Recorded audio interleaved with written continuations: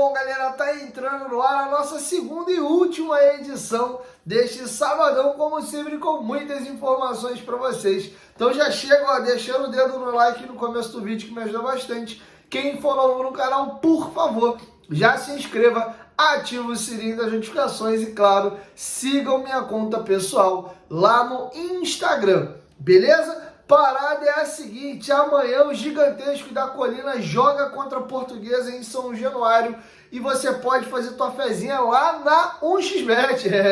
Link aqui, ó, no primeiro comentário fixado do vídeo. Corre lá, clica e se cadastre para poder estar apostando. A 1xBet é a maior casa de apostas do planeta, parceira nossa aqui do canal desde 2019, nessa eu confio. E a braba é a seguinte: se você usar a palavra promocional Futebolaco com temudo inicial no final, eles dobram o seu primeiro depósito, beleza? Além de apostar e se divertir com segurança e tranquilidade da maior do mundo, vocês ajudam demais o meu trabalho. Quem é fã do Dieguinho, gosta do canal Futebolaço, esse parceiro comercial é fundamental para a manutenção do nosso trabalho, beleza? Dieguinho, não vou apostar agora, não tem problema. Clica aqui no link do primeiro comentário fixado, faz o teu cadastro lá. Quando você quiser apostar, teu cadastro já está feito. Me dá essa moral, me dá essa força, vocês vão me ajudar demais, tá bom? Dito isso, vamos às informações. Primeiro, vamos atualizar o Campeonato Carioca. Tivemos 2 jogos hoje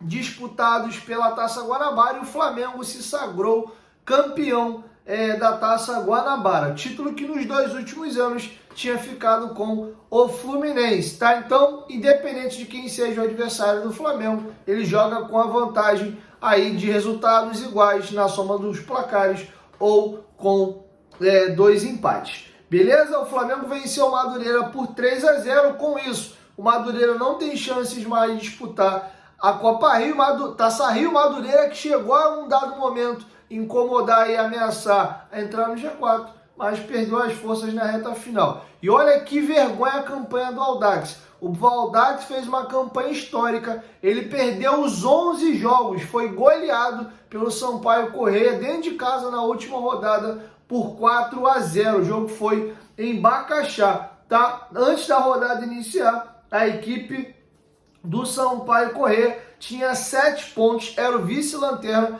e conseguiu dar uma esticada e entrou provisoriamente dentro da fase de classificação dos times da Taça Rio, o 8º colocado com 10 pontos. Agora, falando do jogo de amanhã, só tem um único jogo rolando às 4 horas da tarde. Que jogo é esse? Fluminense e Botafogo. O Vasco joga às 6h10, ou seja, o Vasco pode entrar em campo já classificado para as semifinais, independente de qual resultado. O que precisa acontecer para o Vasco poder até perder, se for o caso, em São Januário? O Fluminense vencendo o jogo, o Fluminense chega a 24 pontos, o Botafogo trava nos 17 pontos, ou um empate entre Botafogo e Fluminense, tá? Aí o Vasco também pode empatar ou perder, porque o Botafogo vai a 18, se empatar o Vasco já tem 19 pontos. Só existe um resultado que dá a mínima esperança do Botafogo para as 6h10. Vencer o Fluminense dentro do Maracanã, tá? Fluminense que vem aí do título da Recopa, não se sabe se vai botar o time principal, se vai jogar com aquela gana toda. Os jogadores devem ter comemorado muito o título. O intervalo do jogo de quinta para domingo, 4 da tarde, é relativamente curto.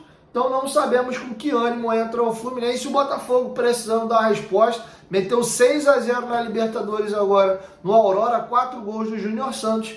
Então é um jogo aí importante. Lembrando que, dependendo dos resultados, o Nova Iguaçu joga junto com a gente às 6h10 contra o Volta Redonda. Lá no Raulino de Oliveira, Volta Redonda hoje, que ainda tem chance de se classificar, ele tem 9 vencendo, ele pula para 12, ele passa o Sampaio Corrêa, passa o Madureira. Então, ou seja, uma vitória simples do Volta Redonda o coloca na classificação para a Taça Rio. O empate deixa o Volta Redonda fora, porque ele chega a 10, o Volta Redonda chega a 10 pontos, saldo mesmo, ele está fora. O saldo do Sampaio Corrêa é melhor. Beleza? Então o Nova Iguaçu pode tropeçar. E se o Nova Iguaçu tropeçar, e dependendo do resultado do jogo do Fluminense, em caso de uma não vitória, o Vasco pode acabar a Taça Guanabara até como vice-líder, que lhe daria vantagem do empate ou por resultados iguais na soma dos placares. Então vamos ficar ligado na rodada amanhã, beleza? Dito isso, vamos atualizar aqui algumas situações. Primeiro, duas novidades aí sobre o mercado da bola. Tá confirmado. O Maicon recusou a proposta do Vitória. O Vitória chegou a fazer uma proposta oficial, não chegou a procurar o Vasco, fez a proposta para o jogador, mas ele informou que não tem interesse de deixar o Vasco da Gama. E olha que na virada da temporada o Maicon perdeu um pouco, entre aspas, de prestígio. Ele foi titular do Vasco ano passado, acabou como titular, jogou 16 partidas, sendo 14 como titular. Quem foi para o banco de reservas foi o Léo. A zaga vinha sendo o Maicon e Medel,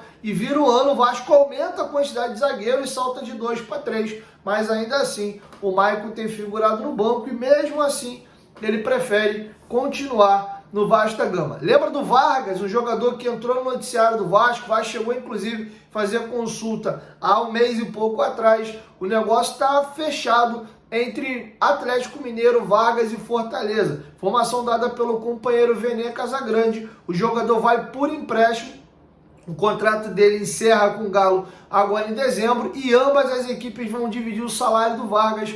O Vargas tem um salário alto, tá? O Atlético prefere pagar pedaço do salário do que continuar com o jogador com altos vencimentos, tendo pouco espaço lá no Atlético Mineiro. Beleza? Essas são as atualizações de mercado. Tá passando para vocês aí na tela algumas imagens do treinamento de hoje, tá? A equipe do Vasco encerrou a preparação e temos notícias importantes. Primeiro, João Vitor, que foi reserva no jogo do Marcílio Dias, ganha a vaga do Robert Rojas. Robert Rojas, que está recuperado, e por opção técnica do Ramon Dias, o João Vitor volta a ser titular. O Rojas não fez um bom jogo contra o Marcílio Dias.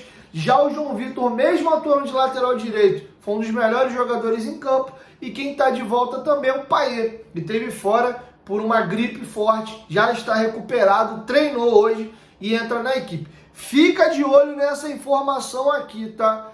Tanto o Léo Pelé, ou Léo como ele prefere ser chamado, como o Verratti, os dois jogadores estão pendurados. Se tomarem cartão amarelo amanhã, não jogam o jogo da semifinal, seja da Taça Rio ou do Carioca, né? Lembrando que Deus o livre, bater na cadeira aqui, o Vasco tem chance sim de não disputar as finais aí do Cariocão. Beleza? Então, olha aí na questão do amarelinho. Se o Vasco fizer logo o placar, é melhor tirar logo o Verratti de campo, porque vai que uma subida aí para cabecear, arma um cotovelo, sei lá, o Verratti é um cara, o Verratti é um cara muito brigador, então é importante ficar de olho nisso aí. A gente não pode perder o Verratti de forma alguma. Nem o Léo é um titular importante, é mais fácil fazer a composição da zaga ali do que no ataque, beleza? Então, olho nessas duas situações. O Ryan não vinha sendo relacionado para jogos anteriores, porque ele estava com uma conjuntivite, ele está curado da conjuntivite e está à disposição do Ramon Dias. Ele ser relacionado para a partida fica na mão agora do nosso comandante argentino, beleza? Agora, caminhando para a reta final, o Vasco meteu 3-0 no Flamengo no Sub-20 na estreia da Copa Rio, tá? O Vasco venceu aí com 2 gols do Léo Jacó e também do zagueiro, me fugiu o nome dele agora, Luiz Gustavo. Luiz Gustavo e Léo Jacó 2 vezes marcaram os gols do Vasco da Gama. Tá passando para vocês aqui ao meu lado direito os gols da partida. Parabéns à molecada, o Vasco jogou com alguns desfalques importantes, mas mesmo assim foi lá e meteu-lhe um 3-0 no nosso rival, tá? Parabéns à molecada aí do Sub-20 pela estreia na Copa Rio, com essa goleada. É sempre importante, desde molequinho, aprender a representatividade e a importância que tem o Flamengo e Vasco.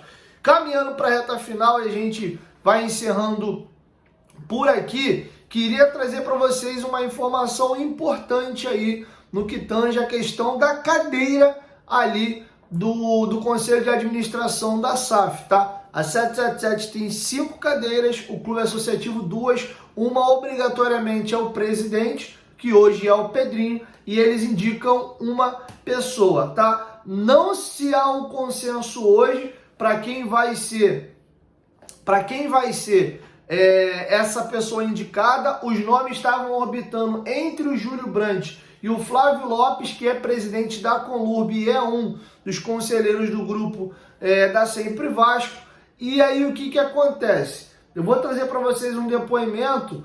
O Flávio Lopes foi ao Twitter dele, desmentiu uma informação do GE de que o Pedrinho teria, durante ainda o processo eleitoral, prometido essa cadeira ao Júlio Brandt também, ao Flávio Lopes. Vamos aqui ao que disse o Flávio Lopes no seu Twitter. Sobre a reportagem do Diego Dantas, diz o seguinte: quero esclarecer que nada me foi prometido. Me foi oferecido sim, e eu recusei, porque a minha indicação pessoal e do meu grupo sempre foi o Júlio Brandt.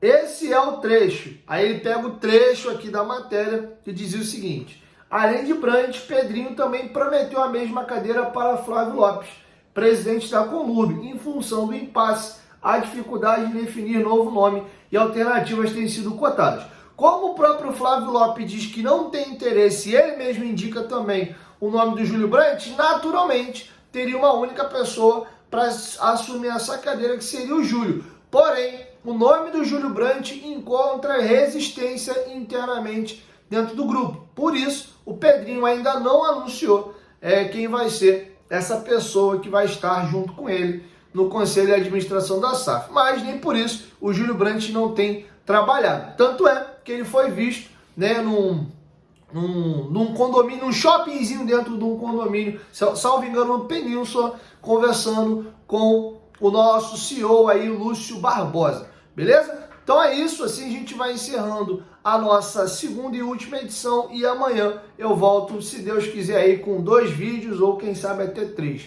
Pós-jogo está garantido, na medida da agitação do meu dia aqui, eu vejo se eu consigo fazer 1 ou 2 vídeos para vocês, beleza? Então é isso, assim a gente vai encerrando a nossa segunda edição.